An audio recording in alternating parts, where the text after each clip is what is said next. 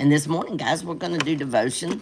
Y'all just overlook my voice. I had a problem with a cough last night, and it's like I just couldn't quit coughing. And this is the result. But we're going to look at one simple verse today that I think will help us all, and I think that we tend to not do like we should, okay? Because we get so caught up in us, me, myself, and me, or mine, and praying for us. But I want to read a verse to you. We all know the story of Job, or most people know the story of Job. He was a good man, said he found, let me read you the first. I love this. I love verse 1. This is Job 1:1. There was a man in the land of Uz whose name was Job, and that man was perfect and upright, and one that feared God and eschewed evil. In other words, he didn't have anything to do with evil. He feared God with a reverent fear, and he was perfect in the fact that he was a contented man, just loving the Lord and living his life. And he was upright in the fact that he chose to do good. But through that first man, he gets just bombarded in chapter 1. He loses his daughters, his sons, his possessions. I mean, God allows the devil to just take everything. And throughout Job, he's talking back and forth with his wife and his friends and the Lord. And that's what the whole chapter is about, all the things, But this verse we're going to read at the very end of Job. In Job 42 and verse 10, it says, "And the Lord turned the captivity of Job when he prayed for his friends. Also the Lord gave Job twice as much as he had before." Guys, there's one simple thought from this. Really simple. We should pray for others more than we pray for ourselves. And I don't know about y'all, but sometimes when you're praying, you just get caught up in telling God about all your problems and all the things that you are asking for and thinking about. But here is an example that God is using through the life of Job. It says, and the Lord turned the captivity of Job. In other words, he was no longer, the devil had no more free reign to Job.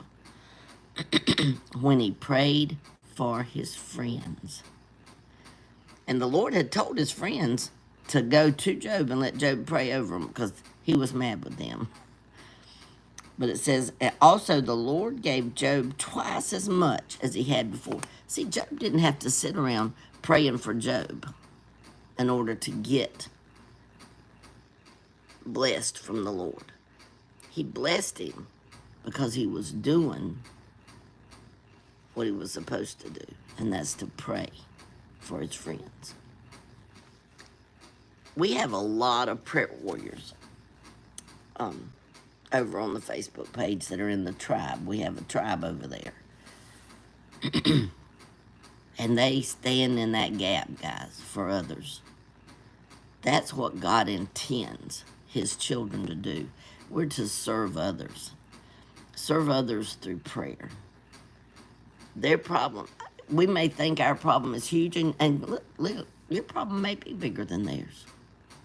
Your problem may have been bigger than theirs. But that doesn't negate the fact that God says to pray for others to be blessed, for you to be blessed. You're blessed when you pray for others. This is just an example, guys. He gives us all throughout his word things to encourage us and pick us up, to edify us, to make us stronger in the Lord. And here is a big, huge example of when we pray, we should pray for others. We should pray for others first, before ourselves. After this, after that verse, the Lord goes on to explain how he gave Job back more. his friends came to him for prayer, and he prayed for them. So then the Lord gave him back more than he had. But other people started coming, and each one of them gave him a piece of gold and a gold earring of gold. And verse 12 says, so the Lord blessed the latter end of Job more than his beginning, for he had 14,000 sheep and 6,000 camels and 1,000 yoke of oxen and 1,000 she-asses. Verse 13 says, he also had 7 sons and 3 daughters. That's more than he started with, guys. So the moral of this story, the moral of this story is that we don't have to, in order to be blessed by God, we don't have to just tell God all about us. Ask God for help for us. Because by asking for help and praying for others is receiving help and blessings for ourselves. So when we pray, guys, don't think that if you don't tell God your problem, he won't know it, because he already does. He already knows your problems. And he already will answer the prayers that you've already prayed for yourself. But when we pray for others, we may get more than what we were even intended to have. Because Job did when he prayed for his friends. So that's our thought for this day. Lord, help me to pray for others more than myself. Okay? Guys, I'm not going to pray this morning because I have made my throat a little raw from all the coughing.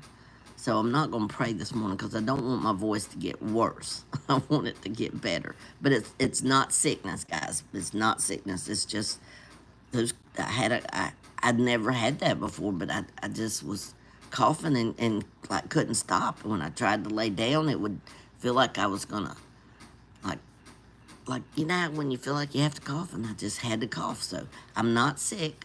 I got my throat sore and raw from coughing last night. So anyhow, but I love you, and y'all just remember today, pray for others more than yourself. Okay? I love you guys. Y'all go have a good day, and I've got more stuff to share today, so y'all be watching for it, okay? Love you.